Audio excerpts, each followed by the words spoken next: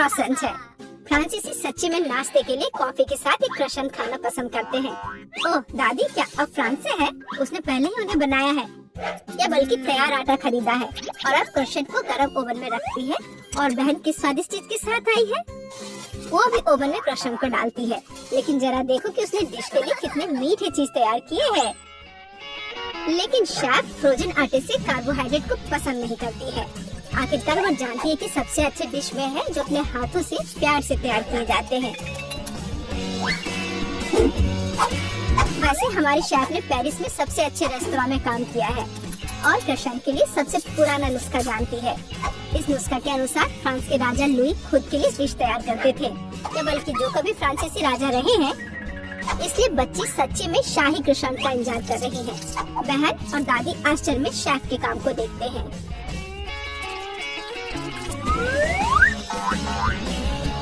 उसने कितनी चतुराई से आटा गूथा, उसे लेयर्स में बिछाया और इसे अच्छे से मोड़ दिया।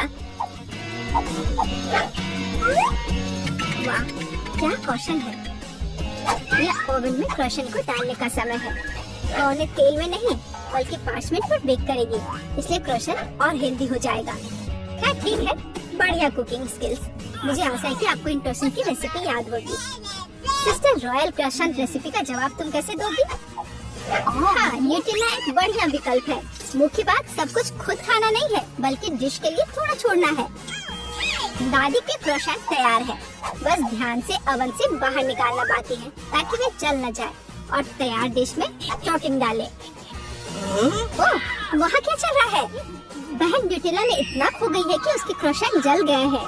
जी हाँ, चॉकलेट नट का पेस्ट वाकई बहुत स्वादिष्ट होता है। केवल अब टेबल पर ऐसे काले क्रोसेंट को कैसे सर्व करें? और जलने की गंध के साथ भी सब कुछ बर्बाद हो गया।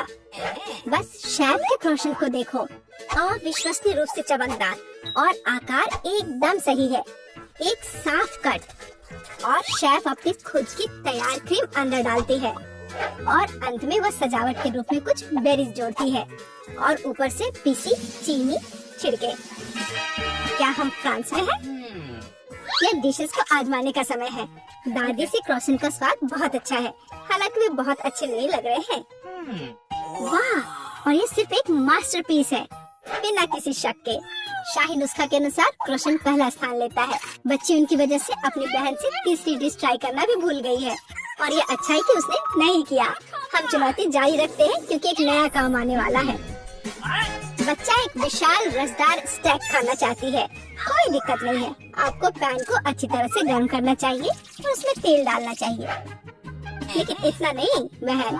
और जाहिर है तुम्हें पैन में तेल डालने की कोशिश करनी चाहिए और इसे चारों ओर नहीं डालना चाहिए। वो खाना बनाना बिल्कुल नहीं जानती। शेफ अब तुम्हें क्लास देगी। अब हम एक फ्राइंग पैन में मीट का एक टुकड़ा डालते हैं और इसे भूनते हैं। हम आपको याद दिलाते हैं कि फ्राइंग पैन को मिस न करें। जब मीट की बात आती है तो सिस्टर आश्चर्यजनक रूप से एब्सेंट है। अब इसे पलटने के लिए टुकड़े को टॉस करें, तवे पर दूसरी तरफ, फर्श पर नहीं। लेकिन फिर दादी को यह सब साफ करना होगा। बहन, आगे तलने से पहले मीट के टुकड़े से बाल और गंदगी निकालना मत भूलना। इस बीच वह स्टेक पकाने में सक्षम थी और उसने इसे जलाया भी नहीं। शेफ के साथ बिताया गया समय व्यर्थ नहीं गया था, लेकिन कुछ गायब है। बेशक मुझे हाइंस केचप ढूंढना होगा जो स्टेक के साथ अच्छा लगता है। हाँ, और ये बहुत स्वादिष्ट भी होगा। दादी का यह मानना नहीं है, मीट में बस नमक की जरूरत है। आखिरकार अपने रस में पकते हुए ये पहले से ही काफी स्वादिष्ट और नरम हो गया है और ऊपर सुगंधित रोजमेरी की एक टहनी। लेकिन शेफ नोस्टेड गोक्से से प्रसिद्ध गोल्डन स्टेक का रहस्य जानती है। यहाँ तक कि कॉर्नर मैकग्रेगर ने खुद भी इसे खाया है और हमारी बच्ची खाएगी। वाह, एक असली सुनहरा स्टेक है, जैसे दुबई रेस्तरां में। वाह, क्या पीच है। जब ये प्रसिद्ध गोल्डन स्टेक को खाएगी तो वह बच्ची का चेहरा देखने के लिए इंतजार नहीं कर सकती। तो यह उसके लिए डिश आजमाने का समय है। केचप के साथ मीट उसे उतना पसंद नहीं आ रहा है, लेकिन दादी का रसदार स्टेक अविश्वसनीय रूप से स्वादिष्ट निकला। सरल और कोई तामझाम नहीं, लेकिन क्या स्वाद है। वाह, यह क्या है? Golden stake. यह सुंदर है, लेकिन क्या वह इसका स्वाद पसंद करेगी? मुझे नहीं लगता कि उसे ये पसंद आएगा। कमाल है। लेकिन दादी का स्टेक निस्संदेह पहला स्थान लेता है। एक कहावत है कि सरल चीजें ही सभी को पसंद आते हैं। इस बार चुनौती के प्रतिभागियों ने पूरी तरह से तैयार हुए हैं। आखिरकार अब बच्ची सुशी खाना चाहती है। तैयार करने के लिए एक लंबी और मुश्किल डिश। शेफ को इस बारे में कोई दिक्कत नहीं लगता। उसने सुशी के लिए एक विशेष चावल खरीदा और अब वो जल्दी से इसे एक राइस कुकर में पकाएगी। ये बहुत आसान था। लेकिन बहन को राइस कुकर की आवश्यकता नहीं होगी, न ही चावल न ही नोरी शेप्स की। आखिरकार वह सुशी को मीठी और खट्टी हरी बोरी बन से बनाएगी। इसमें गमी बार डालेगी। ओह ये हाँ, इस तरह से। और अब इसमें जेली आके डालना है। तो अपनी दादी को ठीक से डराएगी।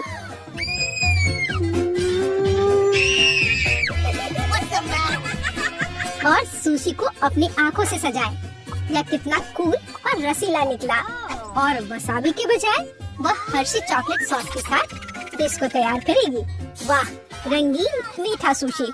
वाह, मुझे जानना है कि क्या समुराई ने भी ऐसी डिश खाई थी। वैसे भी यह खूबसूरती से निकला। मीठा सुशी वही है जो आपको एक बच्चे के लिए चाहिए। आप नहीं जानते होंगे, लेकिन शेफ ने एक बार जापान में मीजी राजवंश के शाही दरबार में काम किया था। सूर्योदय के समय वो शोगुन के निवास के पास स्थित रसोई में गई। उसने नोरी की एक शीट और मैट्स निकाली। वो उन पर माउंट फूजी के पास झरनों से निकाले गए पवित्र पानी में पहले भीगे हुए चावल फैलाती है। वह शाही बगीचे से एवोकाडोस लाई थी और मछुआरों को निवास के बगीचे में तालाब से उसके लिए सबसे ताजा ट्राउट मिला। शेफ ने फिलाडेल्फिया रोल को रोल किया, उन्हें प्लेटों पर डाला और उन्हें नाश्ते में राजा को दिया। मीजी राजवंश के राजा ने उन्हें खा लिया और फिर काम करने चले गए। अब वह इस रेसिपी से बच्चे के लिए इंपीरियल फिलाडेल्फिया रोल अपने साथ लाई है। हाँ, लेकिन दादी सुशी को इतने अच्छे से नहीं बनाया, लेकिन वो कुछ और लेकर आई है। पूरी फीलिंग को खीरे में भरा जा सकता है, क्योंकि ये पूरी तरह से अपना आकार रखती है। ऊपर मछली रखो और बस खीरे के टुकड़ों में काट लो और वाला, खीरा तैयार है। अब खाओ बेबी। जिसकी सुशी आपको सबसे ज्यादा पसंद है। खीरे के रोल अजीब लगते हैं, तुम उन्हें खाना भी नहीं चाहती।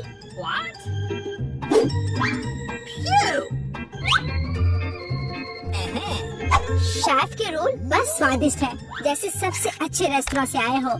बस वही जो बच्ची ने ऑर्डर किया। ओह ये वाह, वह आँख कितनी मजेदार लग रही है।